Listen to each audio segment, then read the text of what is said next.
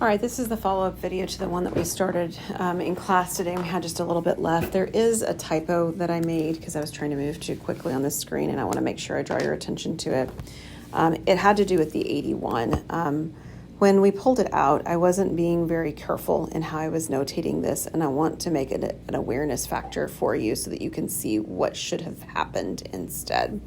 So as we take a look at this, yes, it comes out as a little bit different than what I had written. So let me go back with what we were looking at before in class. So we noticed that I've erased one of the previous steps actually. So we have our 0 to our 2 pi. We have our square root. We have our 4, our plus 12 sine of 3 theta plus, and then I'm going to change this up just a little bit. So the 9 sine 3 theta, sine squared of 3 theta is fine. And then what we're going to do is we're going to rewrite the cosine squared in terms of sine squared, and it will make things work better. So this is 1 minus the sine squared of 3 theta. And then we have d theta on the end. Okay, so working with this then, and we will have 4 plus 12 sine 3 theta plus 9 sine squared theta, and then we have plus our 81 and minus our 81 sine squared of 3 theta d theta. So I can combine the 4 and the 81, so that will give me an 85.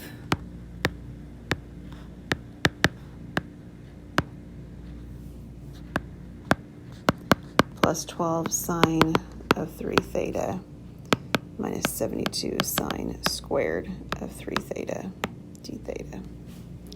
So this is the point when we're going to use a calculator. And in the effort of having enough space, I'm going to copy this to the next page to remind you how you use your calculator for this, and how it works a little bit differently than what we've seen before. So we're working on our calculator at this point.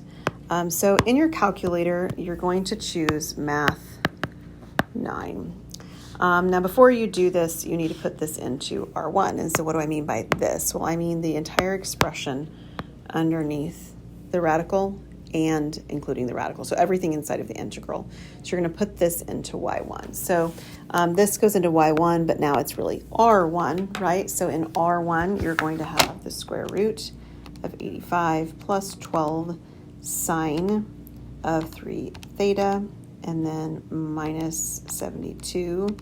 And then you want that to have the sine of 3 theta, and then the 3 theta is going to be squared, not the 72, but the 3 theta. And then we should be able to use that.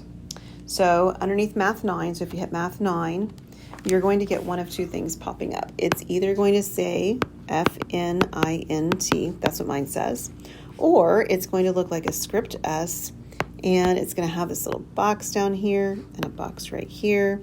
It's going to have a box here and a little box over here, I believe, with a D right there. So one of the two. Either way, so I'm going to just go through everything on the first notation, and then we'll go through everything on how the second notation works. You need to tell it what equation you want to use. So the way that you get, what we want is we want this to say R1 theta, and then we want it to say the lower limit of integration, which is R0 and a 2 pi.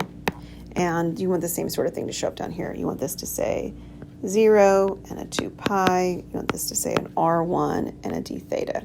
So of course you get theta by hitting just the X button that also has the theta on it, just like it had the T's on it and so forth that we've been using. The way you get R1 is you select vars, and then you select y vars. You select option number 3, which says polar, and then you select R1. So I'm going to take the time to go ahead and put this in my calculator right now. So I'm hitting vars, y vars, polar, R1, comma theta, comma 0, comma 2 pi. Okay, so the notations will all go in different places if you have the other operating system, which is totally fine.